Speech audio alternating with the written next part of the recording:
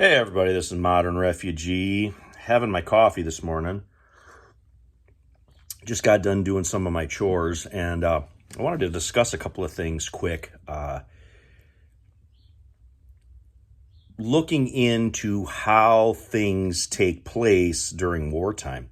Now, I am of the opinion that we have been in a hybrid war for a long time now, and I've already said that in other videos. I think that there is a certain amount of sabotage going on, and this is not without precedent in history.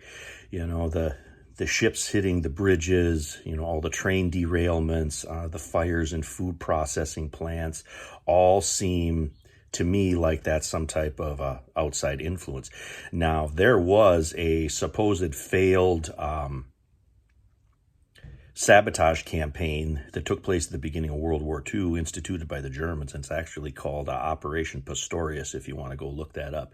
And, of course, the authorities say that that was a failed operation, but that's not what I heard from different people that lived through World War II. There were different instances that took place during World War II, and a lot of stuff had to do with work stoppages, and it actually got so bad that they actually passed a law during World War II called the Smith-Connolly Act, which basically allowed the authorities to go ahead and seize control of commercial interests and prevent work stoppages, basically.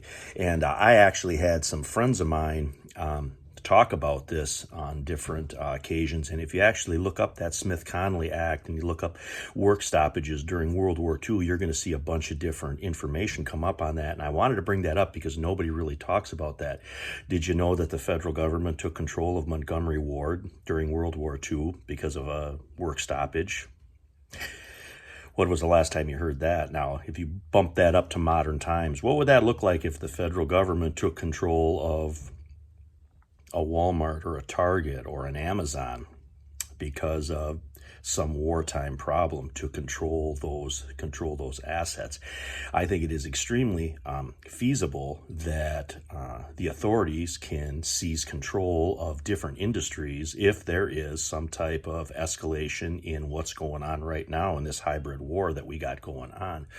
A couple guys that I knew, and one in particular, he said that there actually was threats of work stoppages in Newport News and Norfolk during the beginning of World War II. And again, the federal government had to step in and make sure that they were building ships for the war effort.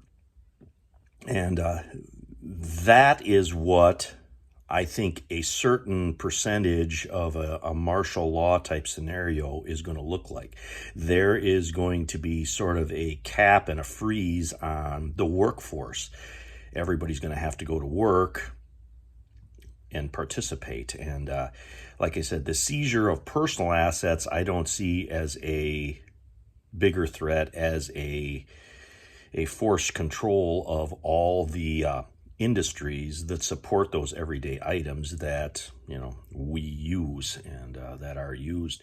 Of course, the rationing system with the ration books and the ration cards, I've talked about that before too. I think that's all going to be electronic, and I do believe that there is plans already in place to institute something like that if this war is going to continue and escalate. And I've said that before, what is the world going to look like here in North America if all those imports that come in here, if that all ceases?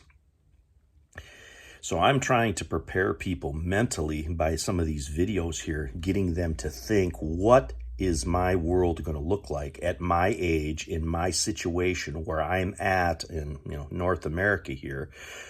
What is that going to look like? I'm going to have, a degradation in services. I'm going to have a degradation in medical. I'm not going to be able to get supplies or spare parts. Yeah, I might be able to grow a little bit of my own food and process that, which is good, but there will be disruptions in basically all aspects of our lives. And you can actually look at some of the the evacuation pictures that were taking place in Europe here over the last couple of years of people trying to get out of Dodge. Some people had cash, some people didn't have cash. There were people driving, walking, trying to get out of the conflict zone. Now, imagine if something like that took place here in the United States. The United States has a massive population. The last time I looked, the United States has the fourth largest population on the face of the planet. Now, imagine all those people on the move and then the lack of all services. You are going to see just a massive death toll. I can't even, describe it. Anybody that's got any severe medical problems, anybody that's in the hospital, anybody that can't get their medication, you're going to see people have medical problems because they have a lack of nutrition that we have now.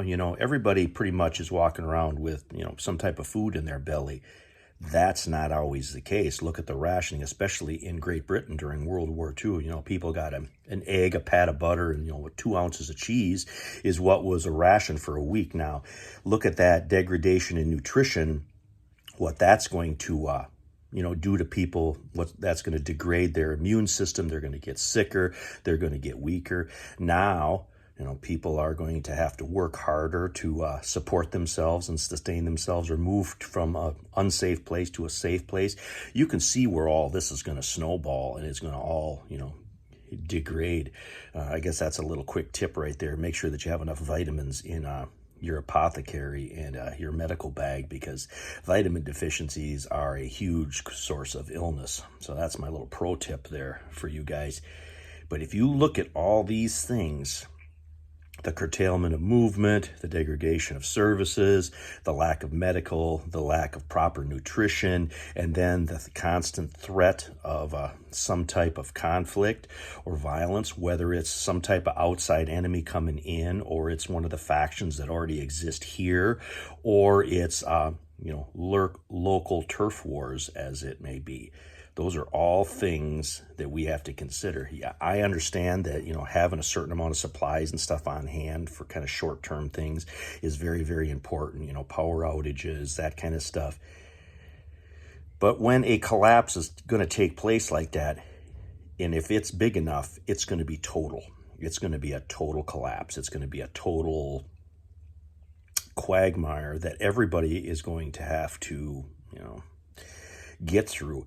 Why do you think all the rich people have places outside of North America, and they got their planes standing by where they can jump in at a moment's notice and fly out of here, because that's the best way to avoid any of that? Well, us poor people, us little, lower middle class people that are out here, we don't have planes where we can jump onto. We might have a car where we can drive to a relative, or we might have a different location if we have enough money to, relocate to. But then that also poses problems. If we relocate, do we have a good solid base in that place that we're relocating to, where we can have some resources, human resources, information networks? Are we going to have that when we relocate?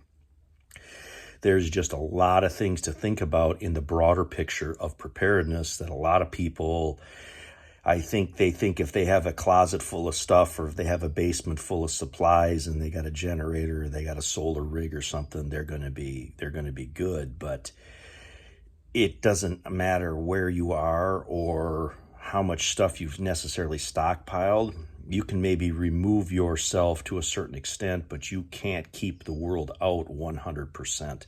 And anyway, think about that stuff. That Smith-Connolly Act is definitely worth a look into if any of you want to look into the past to kind of see the future, what it might hold if something really catastrophic does happen. Anyway, this is Modern Refugee.